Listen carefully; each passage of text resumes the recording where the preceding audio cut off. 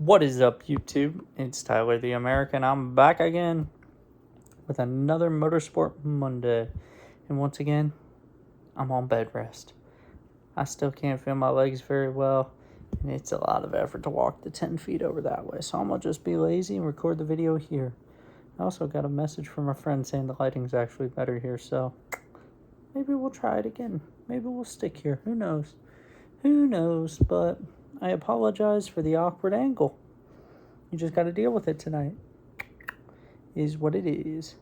But no, today for our Motorsport Monday, we're going to be going back, moving from rally car back to F1. And today we're going to be reacting to a video called the 5 of the... I can't freaking read tonight. I apologize, y'all. I'm dead. 5 of the darkest days in F1. That's what we're going to be reacting to tonight. Let's see how it ends up. I'm curious about this one. I'm always a curious fella, but this will be interesting. I'm wondering what makes them so dark. I hope it's not centered around deaths. There's no telling. There's no telling. We'll find out, though. I ain't got too much to say. I'm going to get on a more consistent recording schedule, so stay tuned for videos. That's all I got. And if you like the video, please feel free to subscribe. I'm still on a rush to get to 500 subs. That's the new goal. Let's do it. Without further ado, let's just jump right into the video, though. Play that shit. With Formula One being the pinnacle of motorsport for over 70 years, we've seen records broken, career-defining moments, and some difficult events take place. Today, we will be revisiting some of the darkest days in Formula One history. Now, I must state that these are in no particular order, and this doesn't necessarily mean that this is the definitive list, but here are some that stood out to me the most. When Formula One announced their deal with Saudi Arabia, it was met with a lot of criticism. The discussion on where F1 should race is always a hot topic, but with the discussion on whether it was appropriate to race in Saudi Arabia due to their issues surrounding human rights, it was once again talked about in the lead up to the Grand Prix. The conversation would quickly change when during FP1, smoke would take center stage and become the story of the weekend. Information would soon emerge that an Aramco oil facility just 10 kilometers away from the circuit was on fire. Later we would learn that it was a targeted attack from a rebel group. The situation was very worrying. The internet broke out in discussion and debate. Many called for the weekend to be cancelled as it was unsafe for drivers and team personnel. A series of emergency meetings were called, but the one that stood out the most went late into the night and into the early hours of Saturday morning. A number of drivers expressed their concerns about the race going ahead, and as time went on, fans eagerly waited for breaking news. Eventually, Formula One and all drivers would agree to race after Formula One guaranteed their safety. Max Verstappen would go on to win the Saudi Arabian Grand Prix, but the discussion is bound to arise again in the future. The images of smoke over the racetrack while the cars are running will always give an this was recent. It's something that everyone hopes doesn't happen again. I didn't realize that was recent. At the 2001 Australian Grand Prix, tragedy would strike. During the race on lap 4, Jacques Villeneuve would collide with Ralf Schumacher at high speed. Jacques would be launched into the barrier, and a loose wheel would travel through a gap in the catch fence and strike track marshal Graham Beveridge. Unfortunately, Graham would tragically lose his life due to the incident. Marshals are incredibly important to motorsport, and without them, Formula One simply wouldn't happen. A coroner's investigation would find that the death was avoidable due to the gap in the fence being too wide. Changes were made after this tragic event to be sure it could never happen again. I think we saw that one. The USA has never been more popular, but once upon a time, it was the most difficult market for F1 to tap into.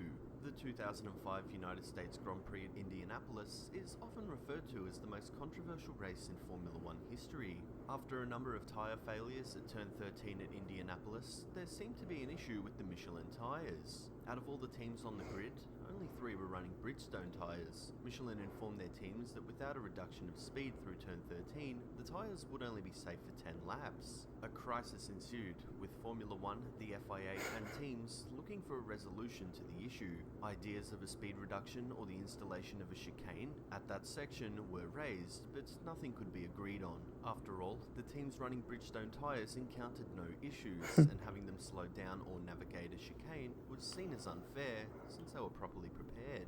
After the formation It's lap, fair. all of the cars running Michelin tyres pulled into the pit lane, and fans got a 6-car United States Grand Prix. Fans were outraged, beer was thrown on the racetrack, and people were booing. Fans marched to the ticket boxes, demanding a refund. The 2005 United States Grand Prix was a well-documented event, and something you'd I'm hope from would never Indiana, so happen this cracks again. me up. I could definitely see people in Indiana doing shit like that. Jules Bianchi was the first ever driver signed to the Ferrari Driver Academy, and according to Luca di Montezemolo, Ferrari's choice to eventually replace Kimi Raikkonen. Jules was a supremely talented driver, often bringing the best out of the backmarker cars he was driving at the time. The story of Jules Bianchi would tragically be cut short at the 2014 Japanese Grand Prix. After Adrian Sutil crashed at turn 7, a tractor crane was deployed to remove his car, and yellow flags were brought out to slow the drivers. Shortly after, Jules Bianchi lost control of his car at the same section of the racetrack and collided with the tractor crane. The footage is extremely confronting, and I've chosen not to show it in this video. Jules Bianchi was taken to the Circuit Medical Centre but was soon rushed to hospital, unable to be airlifted due to the clouds in the sky.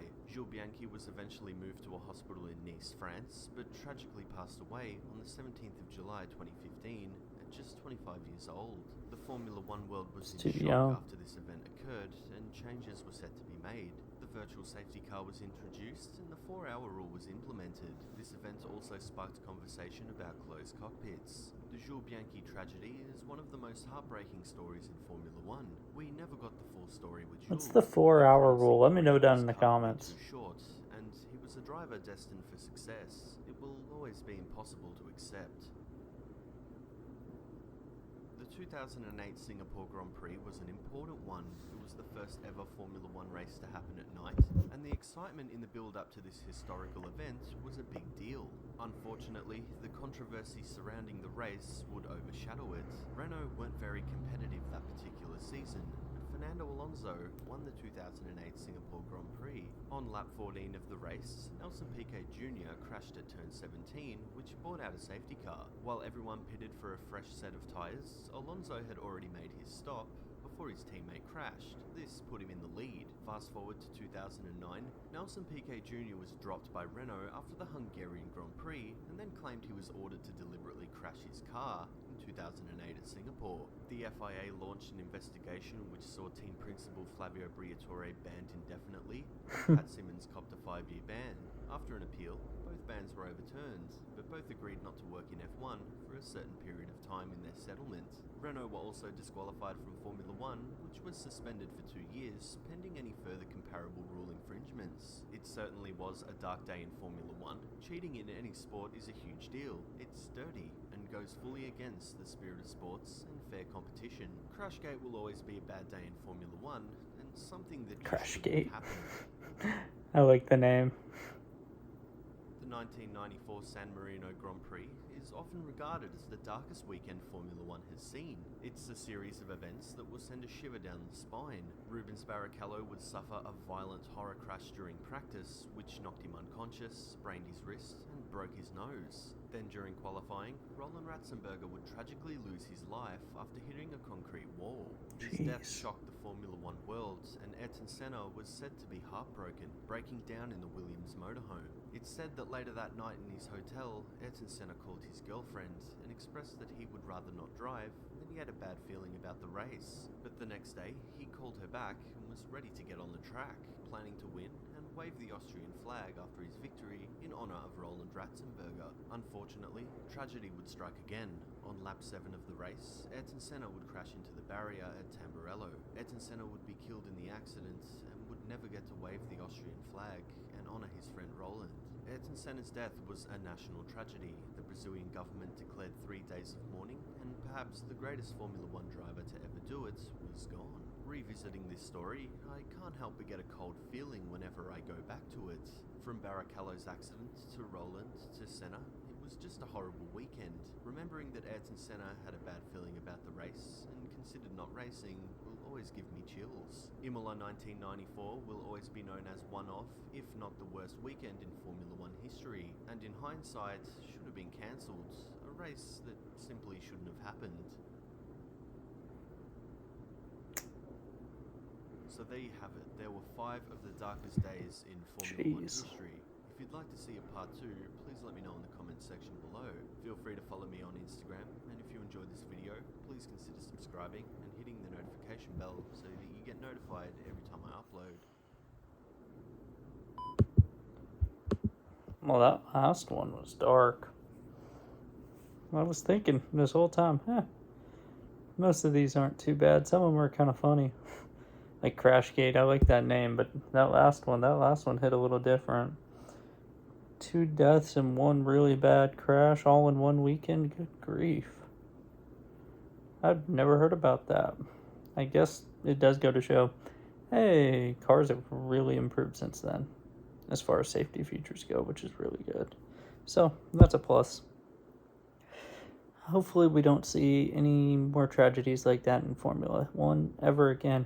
And it doesn't look like we have, at least not to that extent.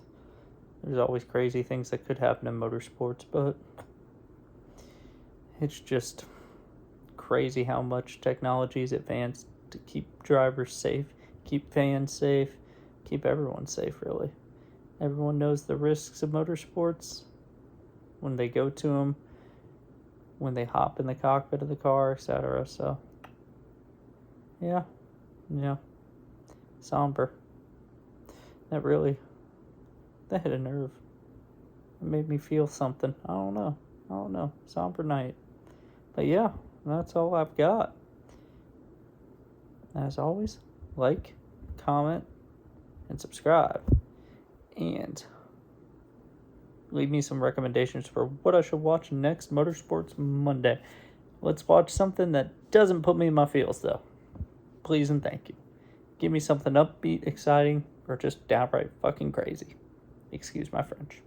But yep, that's all I got. Without further ado, peace.